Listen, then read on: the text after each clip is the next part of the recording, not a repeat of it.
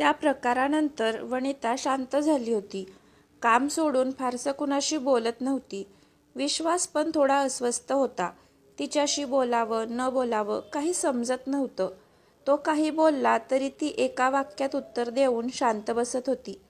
2 दिवसांनी दिशा तिचे सगळे पैसे घेऊन गावी आली आणि लगेचच मुंबईला निघून गेली. तिला कामावर जायचं होतं. वनिताने सगळे पैसे मोजले आणि पाऊचमध्ये ठेवले. ती तात्यांना भेटायला त्यांच्या रूममध्ये गेली. तात्या, आत येऊ का? तिनं विचारलं. या ना. वनिता आत निघून आली. तुमच्याशी थोडं बोलायचं होतं. ती. बोला ना, तात्या म्हणाले. तात्या, यात थोडे पैसे आहेत. मला माहिती आहे आईला तुम्ही याच्या तिप्पट पैसे दिलेत. एवढे तर माझ्याकडे खरंच नाही आहेत. हे पैसे मी आईच्या नकळत बाजूला काढून ठेवायचे ते आहेत. प्लीज तुम्ही हे पैसे घ्या. वनिता, अहो आम्हाला जर तुमच्याकडून पैसे घ्यायचे असते तर आम्ही दिलेच का असते? हा व्यवहार माझ्यात आणि तुमच्या आईमध्ये आहे. तुम्ही नका ना पडू यात. मान्य की हा व्यवहार तुमच्यात आहे, पण माझ्यामुळेच ना. तात्या, बाबा गेल्यानंतर मीही स्वाभिमानानं स्वकष्टानं कुठलंही चुकीचं काम न करता स्वतःच्या पायावर उभी राहिले. असं असताना आईनं माझा सौदा करावा हे कसं पटेल मला? मी कधी कुणाचा रुपयाही उधार घेतला नाही. असं असताना मला आता काय वाटत असेल मी नाही सांगू शकत. ती असहाय्य होत म्हणाली. अहो तुम्ही तरी समजावा त्यांना. तात्या माईंना म्हणाले. तुम्ही विश्वाससोबत बोला ना. माई प्लीज ना, माझ्या भावना समजून घ्या. विश्वास, अपरोक्ष आम्ही तुझ्याकडून पैसे कसे घेऊ वनिता? विश्वास आले असतील. थांबा, बोलावू. तात्यांनी विश्वासला निरोप पाठवला. 1-2 मिनिटात विश्वास तात्यांना भेटायला आला. काय झालं तात्या? तुम्ही मला बोलावलंत? विश्वास, वनिता आम्हाला हे 2 लाख रुपये देतेय. तात्या म्हणाले. 2 लाख? एवढे पैसे? त्यानं वनिताकडे पाहिलं. अहो प्लीज, तुम्ही गैरसमज करून घेऊ नका. मी पैशांचा बडेजाव करत नाहीये. खरं तर तात्यांनी जेवढे पैसे आईला दिलेत तेवढे देणं मला खरंच शक्य नाही. मी आता जॉबला असते तर नक्की दिले असते, पण आता नाही हो शक्य. तात्यांना एवढे पैसे घ्यायला सांगा, तेवढंच माझ्या मनाला समाधान. ती पोटतिडकीनं म्हणाली. तात्या, तिचं बरोबर आहे, तो म्हणाला. विश्वास, अहो काय बोलताय तुम्ही? एवढी गरज पडली का आपल्याला पैशांची जे हिच्या कष्टाचे पैसे घ्यावे आपण? गरज नाही तात्या, याला स्वाभिमान म्हणतात. तात्या, तिनं स्वतःहून हे पैसे तुम्हाला दिलेत. तुम्हीच म्हणाला होतात ना वनिता खूप कष्ट करते. मग त्या कष्टाचं चीज म्हणून तरी हे पैसे घ्या. तिचा स्वाभिमान जपणं हे आपलंही कर्तव्य आहे. मला वाटतं तुम्ही पैसे घ्यावेत, विश्वास म्हणाला. त्यानं तिच्या भावना समजून घेतल्याचं पाहून तिला बरं वाटलं. ठीक आहे, तुम्ही म्हणताय तर मी मान्य करतो. जरा बाहेर चला तुम्ही दोघे. माई, तुम्हीही या. तात्या उठत म्हणाले. तात्या काय करतायत हे कोणालाही कळत नव्हतं. सगळेजण तात्यांच्या मागे बाहेर आले. नंदा, जा संयुक्ता वहिनी, सृजन, गीता वहिनी, गंधार यांना बोलवून आण. म्हणावं मी बोलवलंय. तात्या, आणतो तात्या. नंद्या लगोलग बोलवायला गेले. 2-3 मिनिटात सगळे बाहेरच्या खोलीत जमले. काय झालं तात्या? काही प्रॉब्लेम आहे का? गंधारनं विचारलं. गंधार, तुम्हाला तर माहितीये या घरात जे काही व्यवहार होतात ते सगळ्यांच्या समक्ष होतात. आज मला वनिता यांनी 2 लाख रुपये दिलेत. काय? अहो पण का? सृजननं विचारलं. सांगतो.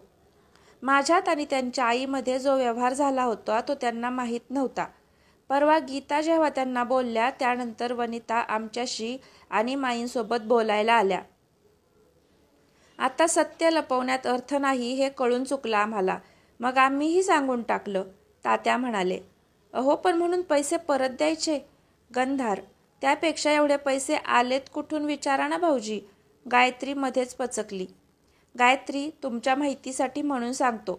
माझा मित्र स्वर्गवासी झाल्यापासून वनिता शहरात नोकरी करतात. त्यांचीही जमापुंजी असणारच की तिचं त्यांनी आमच्या हवाली केली.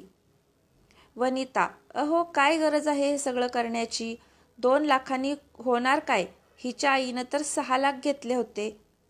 गीता, तोंड बंद कर. हे सगळं जे होतंय ना ते तुझ्यामुळं होतंय. निदान हिच्या आईला हिची किंमत तरी माहितीये. तुझ्या भावाने तर तुमच्याकडे ढुंकूनही पाहिलं नव्हतं. तो तर 2,000लाही तुम्हाला विकायला तयार होता. विसरलीस का जुनं? गंधारनं आवाज चढवत विचारलं. तर गीता आणि गायत्री चिडीचूप झाल्या. भाऊजी, तुम्ही त्यांना ओरडू नका. त्यांचं काही चुकलं नाहीये. उलट त्यांच्यामुळं मला सत्य समजलं आणि मी त्याची फुल ना फुलाची पाकळी परत करू शकले. आज फक्त त्यांच्यामुळं माझा स्वाभिमान थोड्याफार प्रमाणात तरी जपता आलाय मला, ती म्हणाली. विश्वास, हे पटतंय तुम्हाला?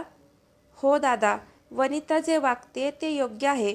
उलट माझी तुला विनंती आहे की आपल्या फॅक्टरीमध्ये अकाउंटंटची जागा रिकामी झालीये. ती तू वनिताला द्यावीस. काय? अहो तात्या, हा काय बोलतोय? गंधार आश्चर्यचकित होत म्हणाला. मी योग्य तेच बोलतोय दादा. तसंही वनिता दिवसभर घरातच बसून असते. तिला सकाळी उठण्याचीही सवय आहे. जे काही काम असेल ते ती सकाळी आवरून जाईल. अशानं उरलेले 4 लाख रुपयेही ती आरामात फेडू शकेल.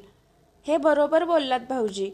भाऊजी, राग मानून घेऊ नका, पण उरलेले पैसे तुम्ही पण देऊ शकता ना?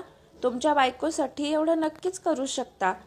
संयुक्ता, बरोबर आहे वहिनी तुमचं. खरं तर आता या क्षणाला उरलेले 4 लाख देऊन मी हा विषय संपवूही शकतो. पण त्यावरही म्हणणं हेच पडेल की शेवटी याच घरातील पैसे दिले गेले ना. नवऱ्याला खर्चात पाडलं.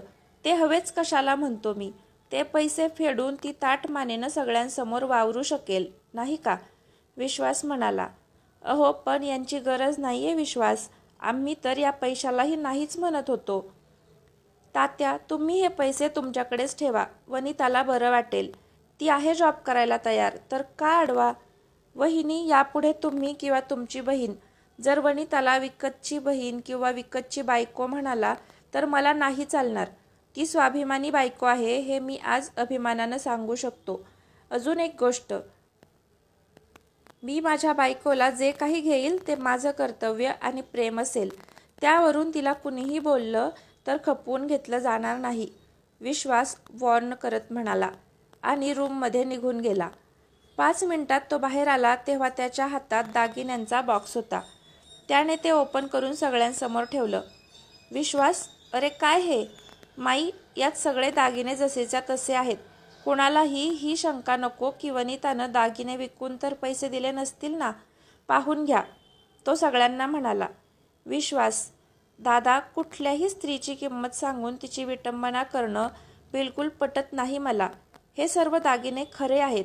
ज्याला शंका वाटते त्याने चेक करून घ्यावं, तो म्हणाला. एक अस्वस्थ शांतता तिथे पसरली होती. वनिता मात्र मनातून समाधानी होती. आज ज्या प्रकारे विश्वास बोलला होता, वागला होता, तिच्या मनात त्याच्याविषयी प्रेमाचा अंकुर फुटला होता. जेवण आवरल्यावर विश्वास बाहेर निघून आला. त्याला खूप अस्वस्थ वाटत होतं. त्यानं राजाला कॉल करून खाली बोलावून घेतलं आणि दोघेही शतपावली करू लागले. काही झालंय का विश्वास? त्याला काळजीत पाहून राजानं विचारलं. बरंच काही झालंय. सगळ्यात मोठी गोष्ट तर माझं लग्न झालंय असं म्हणू शकतो आपण, तो खिन्न हसत म्हणाला. म्हणजे नक्कीच काहीतरी घडलंय. काय घडलंय सांगशील मला? तुला इतकं अस्वस्थ तर मी लग्नातही पाहिलं नव्हतं. नक्कीच काहीतरी मेजर घडलं असणार. बोल ना पटपट. तुला तर माहिती आहे माझं आणि वनिताचं लग्न का आणि कसं झालं. तिची आई म्हणजे आई म्हणायच्या ही पात्रतेची नाही खरं तर. पण तात्या आणि तिच्या आईमध्ये जो व्यवहार झाला तो तिला समजला. कसा काय समजला? ओ अच्छा, ती मूर्ख बोलली का? ती आणि गीता वहिनी पण. वनिताला विकतची बायको आणि विकतची सून असं म्हणाल्या त्या. काय? गायत्रीचं समजू शकतो मी, पण गीता वहिनी पण? माझा विश्वास नाही रे बसत. गीता वहिनी ज्यांनी आजपर्यंत हे घर जपलं, जोडून ठेवलं, त्या बहिणीच्या प्रेमात आंधळ्या झाल्यात राजा. त्यांना कळत नाहीये असं वागून त्या माझं आणि वनिताचं नाही तर त्यांचं आणि दादाचं आयुष्य खराब करतायत. मला तर स्वतःचा राग येतोय आता. मी गायत्रीसारख्या मुलीचा कसा काय लग्नासाठी विचार करू शकलो? विश्वास, तेव्हा तू फक्त तुझ्या प्रोफेशनचा विचार केलास. मनानं विचार केला असतास तर कदाचित तुझं मनही तिला स्वीकारायला तयार झालं नसतं. बरं, पण आज जे काही झालं त्यानंतर समजाव ना तू वहिनींना. राजा, तिने बाबांना 2 लाख रुपये दिलेत, असं म्हणत जे काही घडलं ते विश्वासने राजाच्या कानावर घातलं. विश्वास, अरे मूर्ख आहेस का तू? का होकार दिलास या सगळ्याला? त्यांनी खूप कष्ट करून कमवले असतील रे ते पैसे. तू काही नाही दिलेस पैसे? कारण तिला ते पैसे द्यायचे होते. गीता वहिनीनं तिचा स्वाभिमान दुखावला होता राजा. खूप अस्वस्थ आणि बैचेन झाली होती ती. जे झालं त्यात तिची काही चूक नव्हती, पण दुखावली गेली होती ती. पैशाचा प्रश्न नाहीये राजा, स्वाभिमानाचा प्रश्न आहे. पुढे काय करायचं हे माझं मी ठरवलंय. तिचे सगळे पैसे मी तिला परत देणार आहे, पण वेगळ्या मार्गानं. खरं सांगू, गीता वहिनीचं वागणं पाहून मन अगदी अस्वस्थ झालंय. परवा कप फुटले म्हणून पण ती वनिताला बडबडली. क्षुल्लक कारण होतं रे, मलाच वाईट वाटलं. हे असंच जर चालू राहिलं तर घराचं काही खरं नाही. सगळं ठीक होईल विश्वास. तात्या माईंनी खूप प्रेमानं जपलंय हे घर. थोडे वाईट दिवस आलेत, पण होईल ठीक. राजा विश्वासला धीर देत म्हणाला. राजासोबत बोलून विश्वासला थोडं बरं वाटलं. थोड्या वेळात दोघेही आपापल्या घरी निघून गेले.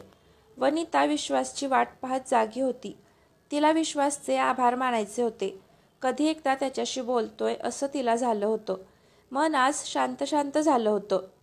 विश्वासने सुचवलेला मार्ग तिला खूपच पटला होता. दरवाजा उघडल्याचा आवाज आला तसं ती उठून बसली. तू अजून झोपली नाहीस? त्यानं आत येत विचारलं. तुमचीच वाट पाहत होते. थोडं बोलायचं होतं तुमच्याशी. ती, बरं बोल, काय म्हणायचं होतं? ती त्याच्या समोर बसत म्हणाली. तुमचे आभार मानायचे होते. आज तुम्ही माझ्या बाजूनं बोललात. तुम्हाला माझं वागणं पटलं, याचं खूप बरं वाटलं. मला कुणाला हर्ट करायचं नव्हतं, पण मला असं कुणी बोललेलं सहन होत नाही. प्लीज समजून घ्या. ती, वनिता, मी समजू शकतो, पण आज ही जबाबदारी तुझी की तू घर सांभाळून जॉब कसा करणार? विश्वास, सवय आहे मला, करेल मी काम. ती हलकं हसत म्हणाली. हा, चल मला झोप आलीये, झोपूया आपण. तो उठत म्हणाला. तिचा निरोप घेऊन तो चेंज करायला निघून गेला. नुकतंच लग्न झाल्यामुळं वनितानं थोडे दिवसात ऑफिस जॉईन करावं असं त्यांनी ठरवलं. हा सगळा प्रकार घडल्यापासून गंधार मात्र गीताशी कामाचंच बोलत होता. त्याला गीताचं वागणं बिलकुल पटलं नव्हतं. गंधार रात्रीचं लॅपटॉपवर काम करत बसला होता. अहो, गीतानं त्याला हाक मारली. बोल, रागावलात तुम्ही माझ्यावर? हे बघा, मी नव्हतं सांगितलं तिला की पैसे परत कर म्हणून. तिला कुणी हा अतिशहाणपणा करायला सांगितला होता? गीता, अजून काही बाकी बोलायचं आहे? नाही, म्हणजे असेल तर बोलून घे. स्वतःच चूक करून आपण कसे बरोबर आहोत हे मला पटवून देण्यापेक्षा स्वतःची चूक मान्य कर गीता. अहो पण तू आता जे वागतेस ना त्यामुळं गायत्रीचं ना विश्वाससोबत लग्न होणार आहे ना मी ते होऊ देणार आहे. मी माझ्या भावाचं आणि त्याच्या बायकोचं भविष्य पणाला लावणार नाहीये. गायत्रीचं मी समजू शकतो, पण तू जे वागतेस ते नाही पटत मला. वेळीच सुधारा गीता. तुझ्यामुळं माझं घर तुटायला आलं ना तर मी माझं घर चूज करेल. अहो, त्या मुलीसाठी तुम्ही माझ्याशी असं वागणार? नाही गीता, तू असं वागतेस म्हणून मीही तुझ्याशी तसंच वागणार. मीही एक वेल एज्युकेटेड व्यक्ती आहे गीता. मलाही वाटत होतं एक सुशिक्षित हुशार मुलगी माझी बायको असावी, पण तात्यांनी तुला चूज केलं. मी स्वीकारलं ते, अगदी मनापासून स्वीकारलं तुला. पण तू हे सिद्ध केलंस की तुझ्यात सारासार विचार करण्या इतकीही कुवत नाहीये. तुला ना आपला संसार महत्त्वाचा वाटतो ना माझं घर. यापुढे तुला जे वागायचंय ते वाग, पण मी जर काही वागलो तर मला जाब विचारायला यायचं नाही. झोपून घे. गंधार तिच्याकडे पाठ फिरवत म्हणाला आणि कामात दंग झाला. गीता सुन्न होऊन त्याच्याकडे पाहत राहिली. तात्यांना पैसे दिल्यामुळे वनिताच्या डोक्यावरील ओझं थोडं कमी झाल्यासारखं वाटत होतं. ती खूप खुश वाटत होती. तिनं गीताच्या बोलण्याकडं दुर्लक्ष करायचं ठरवलं होतं. तिच्यासाठी विश्वास आणि तिचा संसार महत्त्वाचा होता. तिला विश्वासवर फोकस करायचा होता. विश्वास सकाळी आवरून हॉस्पिटलला निघून आला. आजही पेशंट भरपूर होते. त्यात आता पावसाला सुरुवात होणार म्हणजे आजारपण वगैरे आलीच. सोबत शेतीची कामही असणार होती. विश्वासला OPD सांभाळून शेतीकडेही पाहावं लागणार होतं. आज विश्वास दुपारी जेवायला घरी न येता डायरेक्ट शेतावर जाणार होता. त्यानं तसं घरी कळवलं होतं. वनिता, ए वनिता, माईंनी तिला हाक मारली. हा माई. ती पटकन त्यांना भेटायला आली.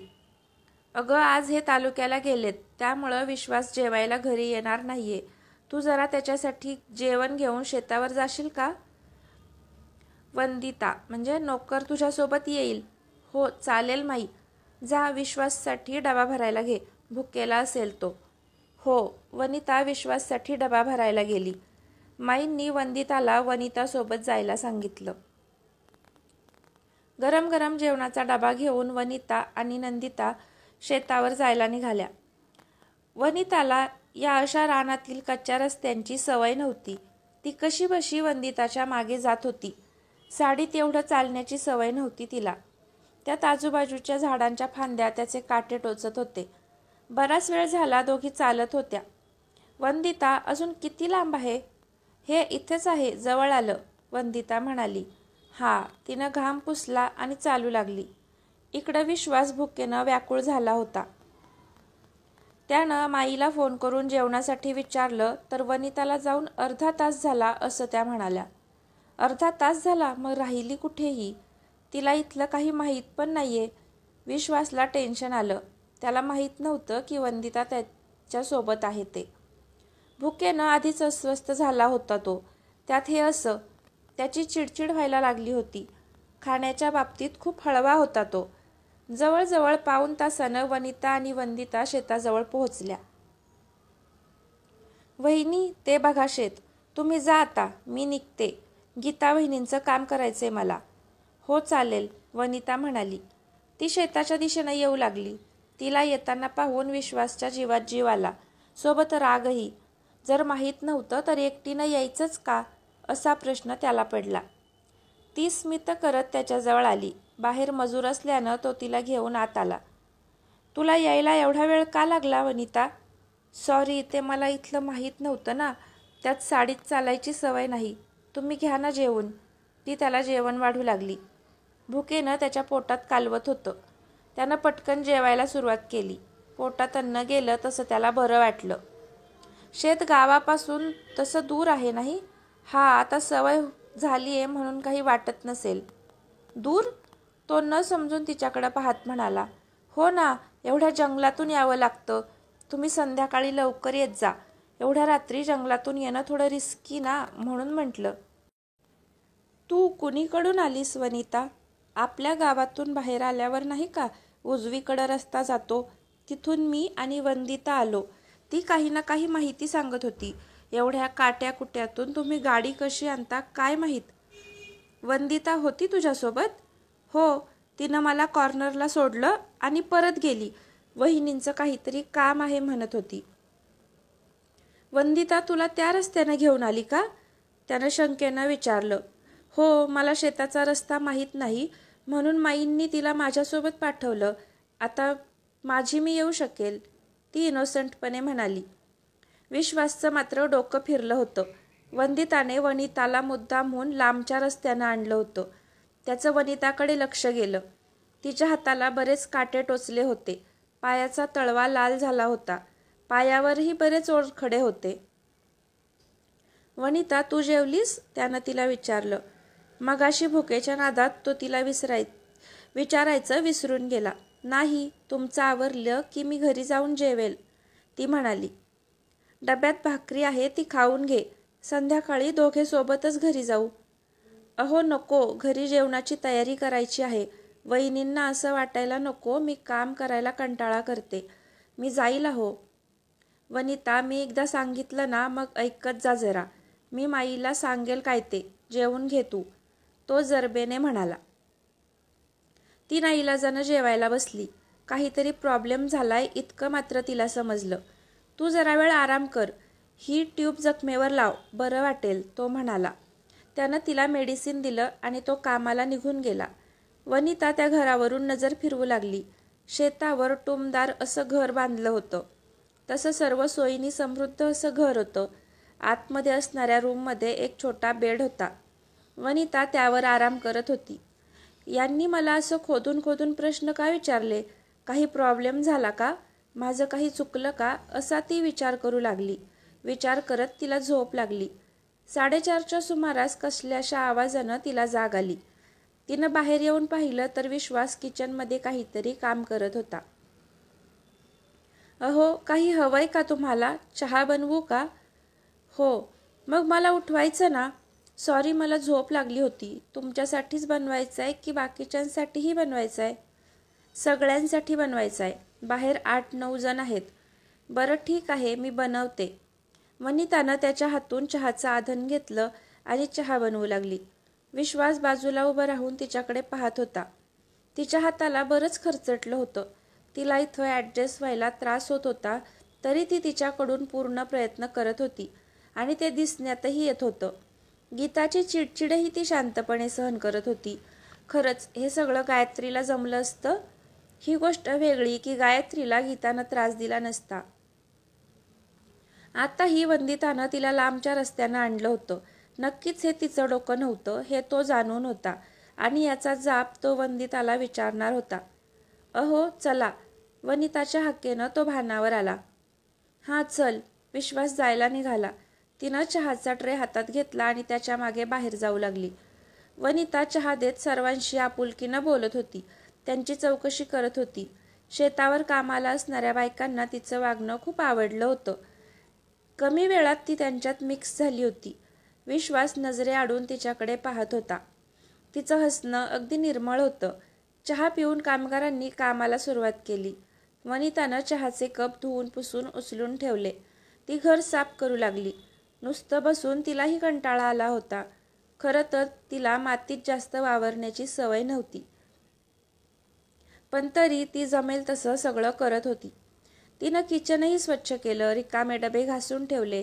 काम आवरेपर्यंत संध्याकाळ होऊन गेली. बाकी मजूर घरी निघून गेले.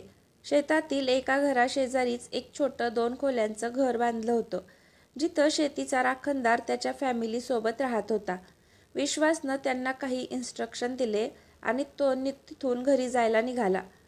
त्यानं गाडी स्टार्ट केली आणि 5-1 मिनिटात ते घरी पोहोचले. अरे, इथून तर घर किती जवळ आहे. आम्ही उगाचच त्या रस्त्यानं आलो, वनिता इनोसंटपणे म्हणाली. इतक्यात तिला काहीतरी क्लिक झालं. तिला अंदाज आला की वंदितानं तिला मुद्दामहून जंगलातून शेतावर नेलं होतं, म्हणून विश्वासने तिला थांबवून घेतलं. वंदिताचं वागणं लक्षात येताच तिचा चेहरा खाडकन उतरला. दोघे घरी पोहोचले तशी ती भानावर आली. तिनं आणि विश्वासनं घरात पाऊल टाकलं. इतक्यात तिच्या कानावर गीताचा आवाज आला. एक दिवस मदत करायचं नाटक, आता बरोबर रंग दाखवायला सुरुवात केले तिनं. नाटकीपणा कुठून कुठून भरलाय तिच्यात. गीता किचनमध्ये बडबड करत होती. माई माई. विश्वासची हाक कानावर पडली तशी गीता गप्प झाली. विश्वास, आलास काय? उशीर झाला आज. पावसाळा आलाय माई, आता कामांना वेग द्यायला हवा. तात्या आले का तालुक्यावरून?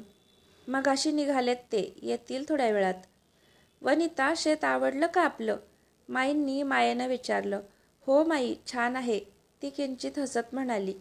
बरं जा दोघे, हातपाय धुवा आणि काही खाऊन घ्या, म्हणजे बरं वाटेल. माई म्हणाल्या तसं दोघे निघून गेले. फ्रेश होऊन वनिता लगेच किचनमध्ये निघून आली. तिला पाहून गीतानं आदळापट करायला सुरुवात केली. वनिताला कारण माहीत होतं. तिनं गीताच्या वागण्याकडे दुर्लक्ष केलं आणि कामाला सुरुवात केली. विश्वास रूममध्ये बसून नेहमीप्रमाणे वाचन करत होता. राहून राहून त्याच्या डोक्यात वंदिताचं वागणं फिरत होतं.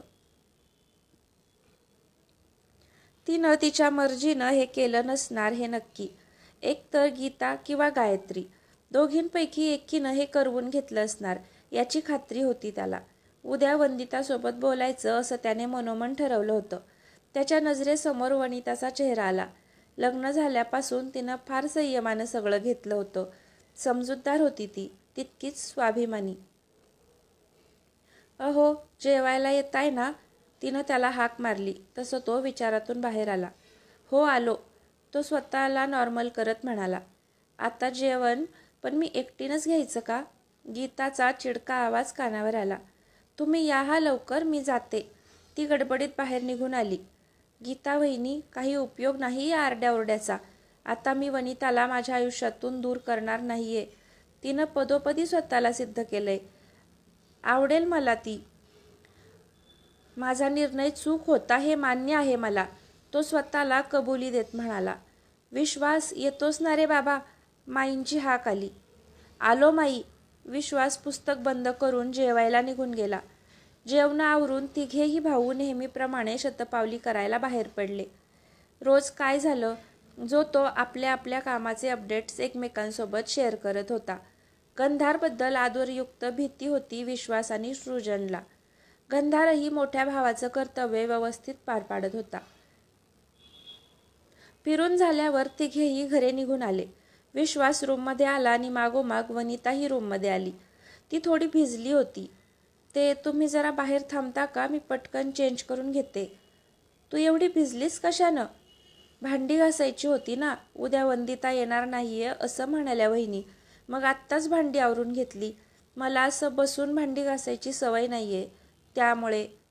वंदिता काय येणार नाहीये? तिला बरं नाहीये म्हणत होत्या वहिनी. ठीक आहे.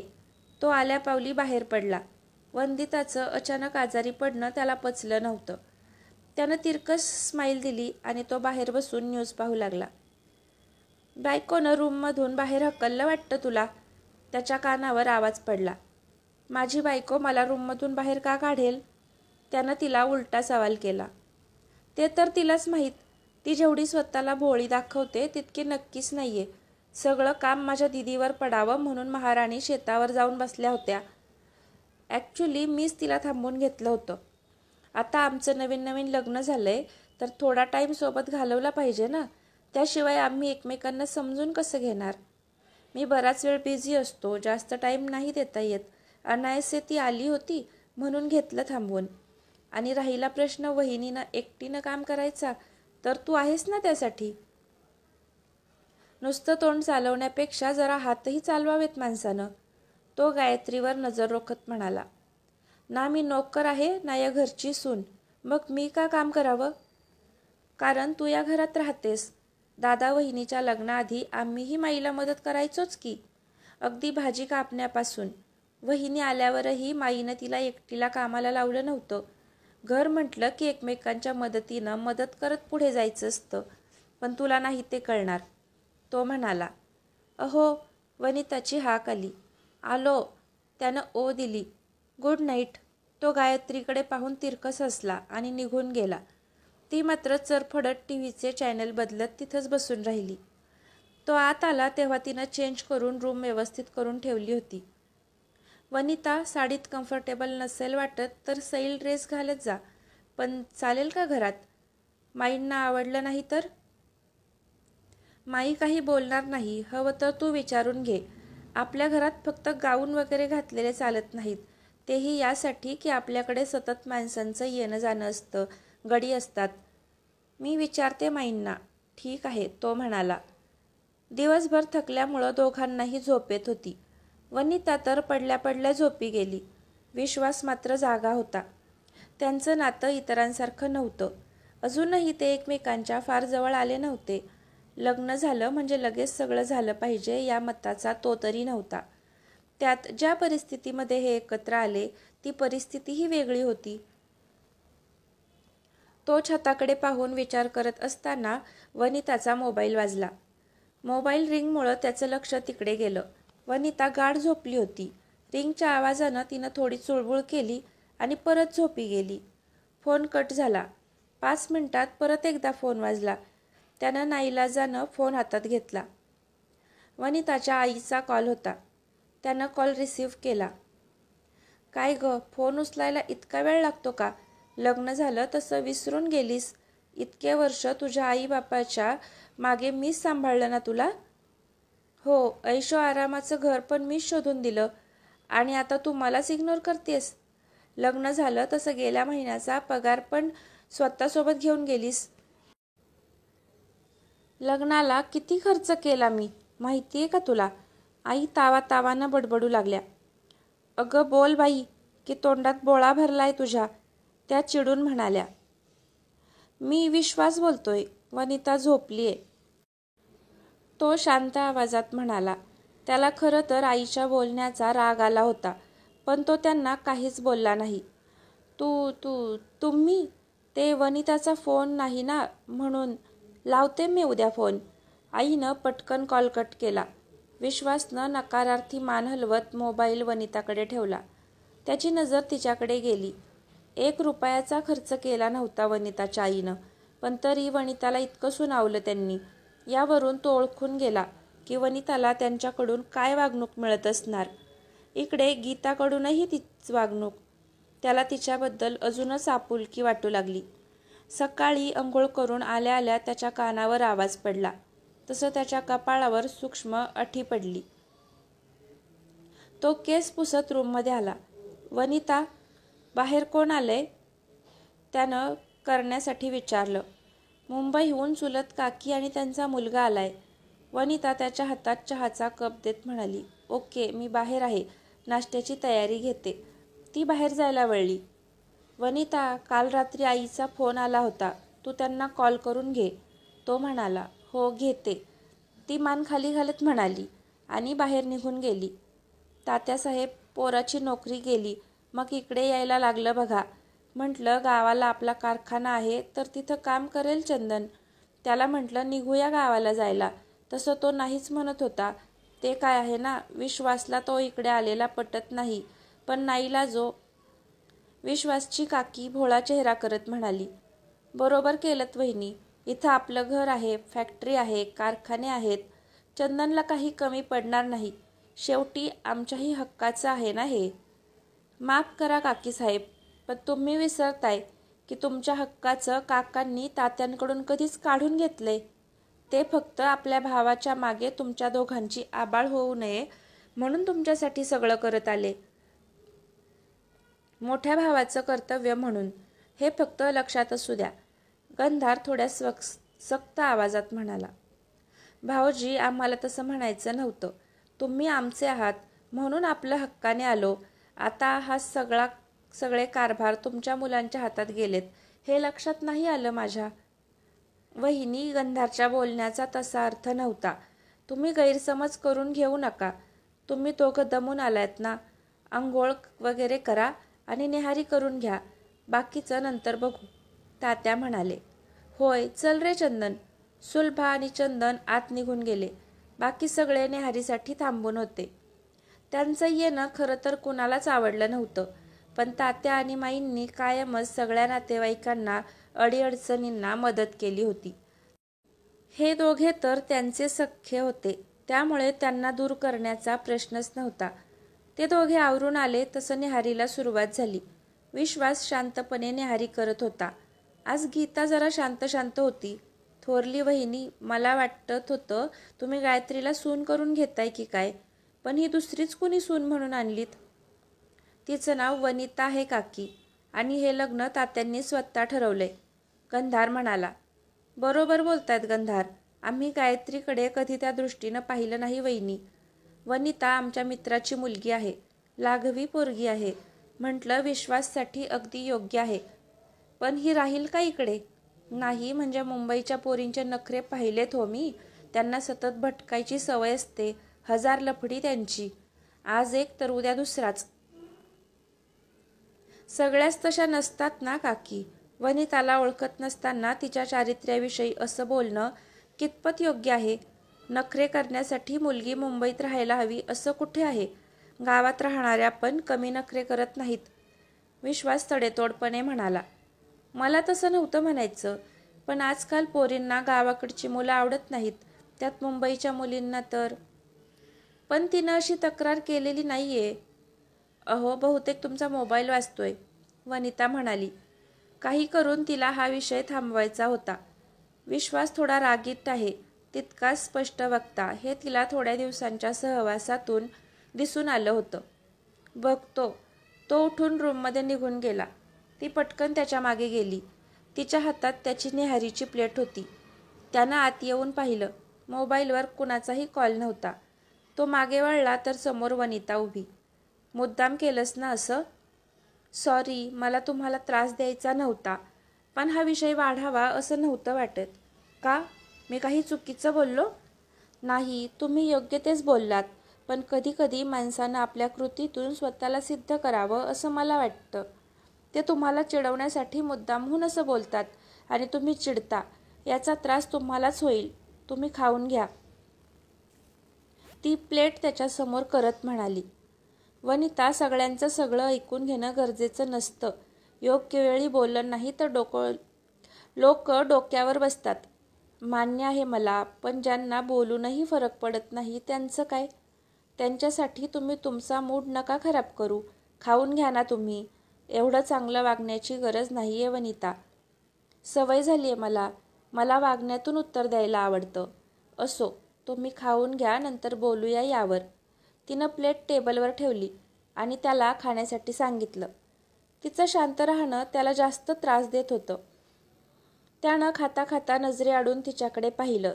ती थोडी अस्वस्थ वाटली. त्यानं तिचा हात धरून तिला समोर बसवलं.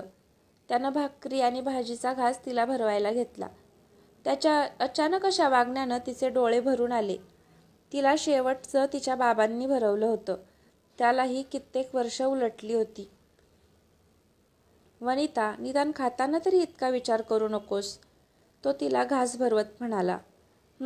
तिनं मान डोलावली. त्याने अर्ध्याच्यावर भाकरी तिला भरवली. तिला खूप छान वाटत होतं. त्यानं घेतलेली छोटी छोटी काळजी ही हवी हवीशी वाटत होती. माझ्यासाठी कॉफी आण, मी निघतो आता. दुपारी जेवायला येणार आहात ना? नाही जमणारे, तू डबा घेऊन ये. बाकी संध्याकाळच्या जेवणाची तयारी वगैरे असेल तर आत्ताच कर. उशीर झाला तर तुला उगाच ऐकायला नको. मी माईंना सांगून जातो. ठीक आहे, ती किंचित हसत म्हणाली. ती प्लेट घेऊन रूममधून बाहेर पडली. विश्वास त्यांच्या नात्यासाठी स्वतःहून एफर्ट्स घेतोय हे आवडत होतं तिला. सगळेजण आपापल्या कामाला निघून गेले. वनिता गीताला मदत करायची म्हणून किचनमध्ये आली. चंदन आज घरीच थांबणार होता. तो आपल्या कामात गुंग आहे हे पाहून चंदननं तिला कॉल केला. सगळ्यांची नजर चुकवून ती मागच्या साईडला निघून आली. काय मग, आलो की नाही तुझ्या सांगण्यावरून निघून? तुझ्यासाठी नोकरी सोडावी लागली मला, तो म्हणाला. पण तुझ्याच फायद्याचं आहे म्हणून बोलावलं. यात माझा काही स्वार्थ नाहीये, गायत्री म्हणाली. असं कसं? तुझा स्वार्थ असल्याखेरीज तू बोलावणार आहेस मला? तुला आधीपासून सांगत होतो त्या विश्वासपासून दूर राहा, पण नाही ऐकलंस माझं. गेला ना टांग मारून. त्याच्या फक्त नावात विश्वास आहे, बाकी सगळा आनंदी आनंद आहे. चूक त्याची नाही, तात्यांची आहे. ते परस्पर लग्न जमवून आले. एवढं काय आवडलं तिच्यात काय माहीत. मला तर बिलकुल आवडली नाही ती. मग आता काय विचार आहे तुझा? तिला इथून हकलायचे की काय करायचं? हकलायचं कमी प्रयत्न करते का? पण जातच नाही. मला वाटलं जाईल 4 दिवसात पळून.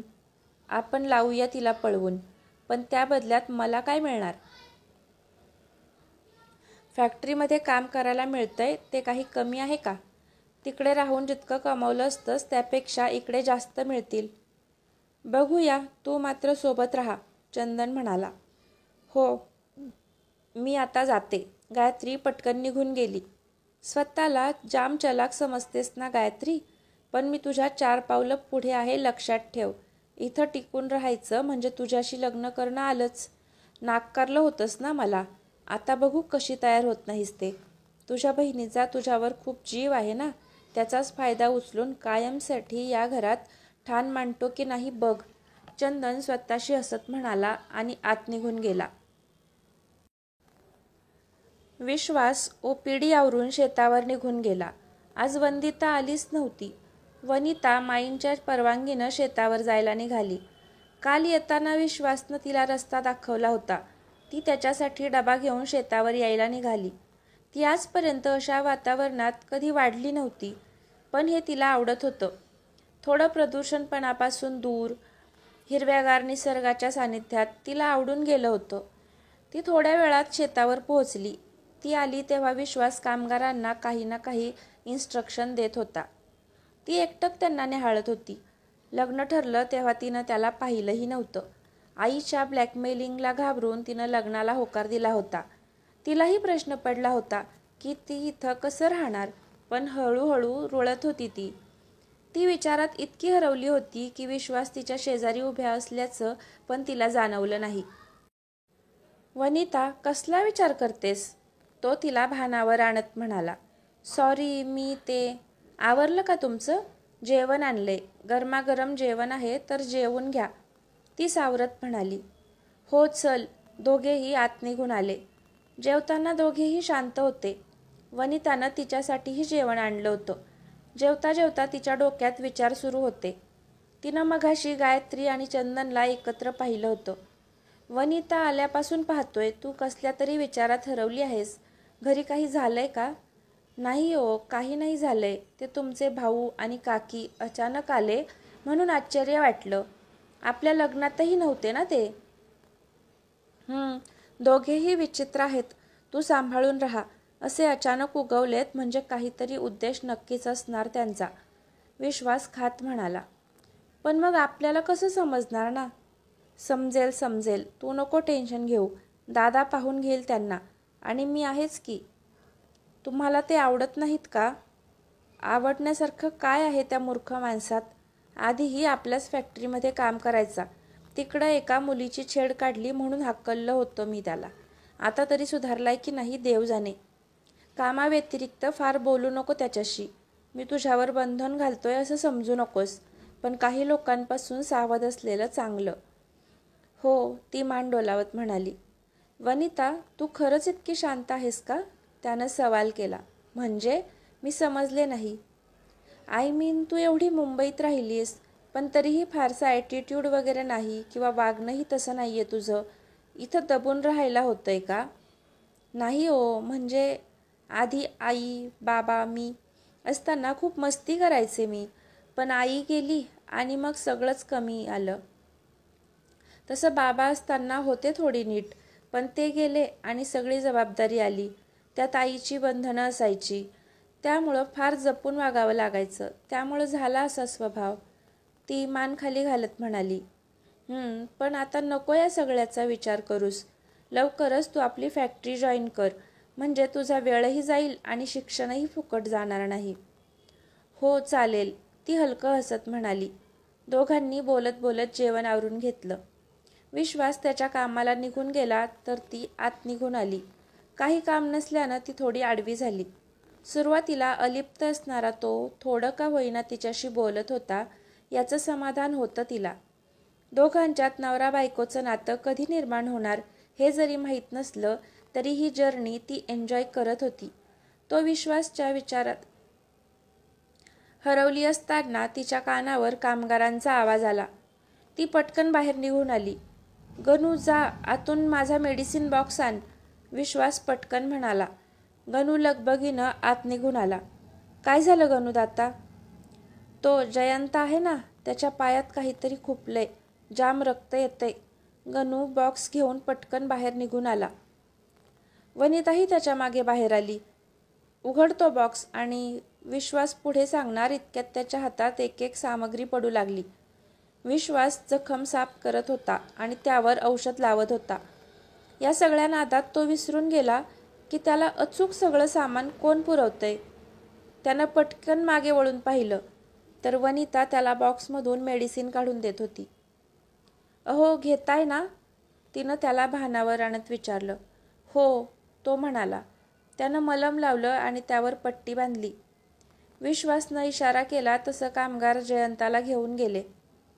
वनिताने सगळं सामान बॉक्समध्ये ठेवलं आणि ती विश्वाससोबत आत निघून आली. विश्वासने हँडवॉशने हात धुतले आणि तिच्याकडे वळला. तू कधी शिकलीस फर्स्ट एड करायला? त्यानं विचारलं. मी जॉबला होते ना दवाखान्यात. तिथल्या डॉक्टर मॅडमनं इंजेक्शन द्यायला, सलाईन लावायला, ड्रेसिंग वगैरे करायला शिकवलं होतं. त्यामुळं बेसिक माहिती आहे तशी. स्वतःहून नाही देत मेडिसिन कधी, पण फर्स्ट एड करते मी. त्याला ऐकून आनंद झाला. कधी नर्सिंग करावं नाही वाटलं? परवडणार नव्हतं ना ते, त्यामुळं जे समोर आलं ते शिकत गेले. ती मान खाली घालत म्हणाली. तिच्याकडे पाहून समजत होतं गेले कित्येक वर्षात ती मनासारखं जगलीही नसणार. वनिता, मला कॉफी प्यावीशी वाटते. तुम्ही बसा ना, मी बनवते. ती लगबगीनं किचनमध्ये गेली. तो तिच्याकडं एकटक पाहत राहिला. त्याला वाटलं होतं त्यापेक्षा खूप वेगळी निघाली होती ती. तिला प्रेमाची, मायेची, आपुलकीची गरज आहे हे तिच्याकडे पाहून समजून येत होतं. तो तिच्या विचारात हरवून गेला. तर मित्र आणि मैत्रिणींनो, या कथेचा उर्वरित भाग आपल्याला उद्या पाहायला मिळेल. तोपर्यंत चॅनलला सबस्क्राईब करून ठेवा, जेणेकरून पुढचा भाग अपलोड केल्या बरोबर आपल्याला पाहायला मिळेल. तोपर्यंत धन्यवाद. कथा आवडत असेल तर लाईक करा.